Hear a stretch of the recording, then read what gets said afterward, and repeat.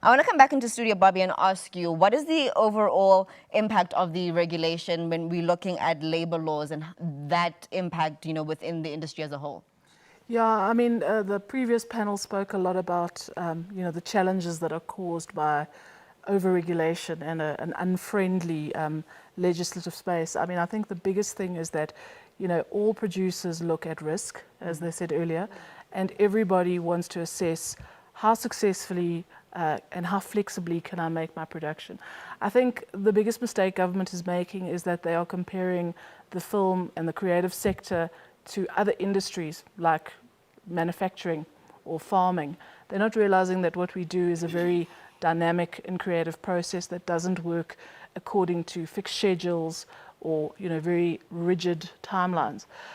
So one of the developments recently on top of the copyright and performance protection development is a move by the Department of Labour to now look at everybody working in the industry and potentially move towards reclassifying our very large group of independent contractors or freelancers, as we refer to them in the industry, both, so this would be crew members and your actors and your models and your extras, rather than looking at them as independent contractors, as looking at them as employees. And I think that is substantially, has the potential to change the way that our industry operates, because for many, many years now we've been working in a particular way.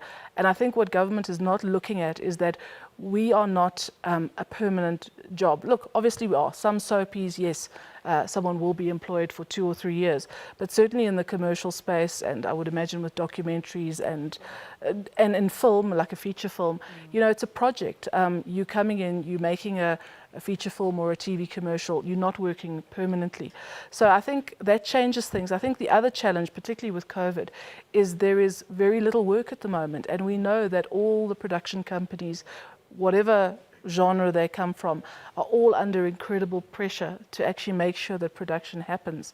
So I think what's happened is, because there is this frustration by the lack of work, there's a feeling from some people in the industry that we need to get more out of the little bit of work that there actually is. So the gut reflex almost is to actually create a more regulatory and legislative environment, thinking that, okay, if we can do that, we can get more and we can become more secure.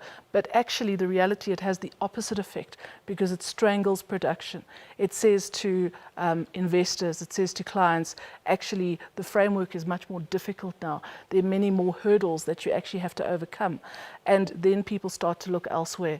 And, my view is that there has to be flexibility in the film industry. There has to be the ability for people to contract, to have the freedom to actually contract. And it's interesting because we're not the only country that's grappling with these issues. I mean, in Los Angeles, of all places, there's been legislation passed recently that recognized all gig workers, as they call them in the States, as employees instead of independent contractors. And a lot of the motivation around that was very similar to the motivation here.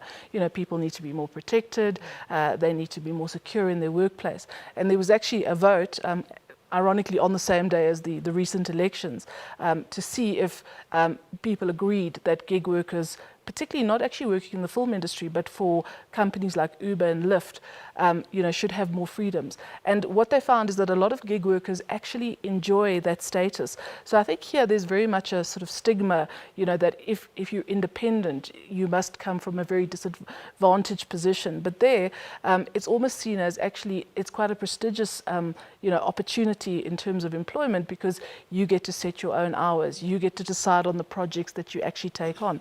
So there's a lot of freedom involved in that. And I think a lot of people working in the film industry really like that freedom.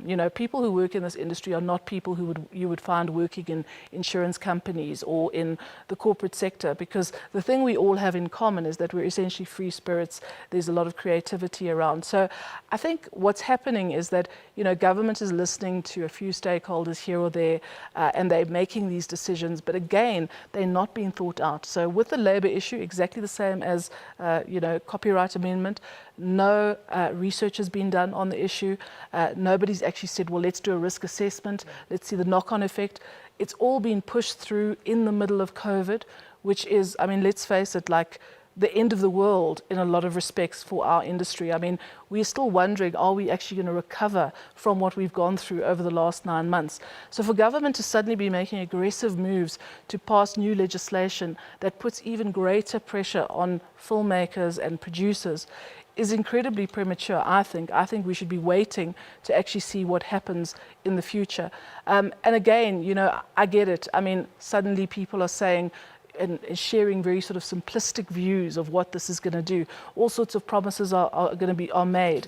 And, you know, someone who is in the acting fraternity, for instance, thinks, well, this is great, I'm going to get maternity leave or I'm going to get paid leave. But I think the reality is that that's not going to happen because people are not working, you know, in lengthy periods. They're working for short periods and the benefits that are being promised are not there. But what I think they're not realizing is that there are actually a lot of detracting factors, a lot of the things that they're actually currently enjoying, like a good tax dispensation for freelancers, which are suddenly going to disappear. But I think the greatest threat, it's not really about what you're going to win or what you're going to lose. The greatest threat to the industry is it's going to create an incredibly negative perception, both at home and abroad. And people are just going to say, you know what, South Africa is just becoming too difficult to shoot in, certainly from the international investor perspective or international client perspective. And I think even our own people here at home, and I've heard this from advertising agencies, are going to start looking further afield. So I think South Africa actually risks what America had, runaway production. You know, when their costs became too high, they started looking to locations like South Africa to go and produce their content. We could see our own runaway production if legislation becomes too prohibitive. So, you know, if there's one message that I'd like to put to government is speak to the producers, because as much as I believe that everyone in this industry is incredibly important and deserves a say, the reality is that producers are the generators and the originators of the work. And, you know, I think you can listen to different interest groups and you can hear them out, but government has got to come to producers to ask them these questions, because essentially if you start changing things and if you start changing our environment, you create a situation where producers cannot thrive, and that means, you know, the beginning of the end for the film industry. Yeah, and that's definitely a situation we'd like to that we don't want, exactly. Yeah. I mean, that's the thing. I think what we all want is we all want to be working, you know, and everybody, I think, I mean, we come from different places just in this panel, but I think we all want exactly the same thing. And, you know, I'm a very firm believer in a balance in the industry. You know, we need the different sectors, whether it be commercials or animation or long form, and we need Cape Town and we need Joburg and we need local work and we need service work. So I don't think, you know, anything needs to suffer. What we need to do is we need to grow the size of the pie rather than all thinking that, you know, we've got to hang on to our little tiny slice. We've got to grow the pie. 100%. I think what I'm taking from that is that whatever the solution is in the end, there needs to be an understanding that there isn't a one size fits all. You know, when you look at the different people represented, there's different niches that need to be understood, and the solution needs to be applied within that context.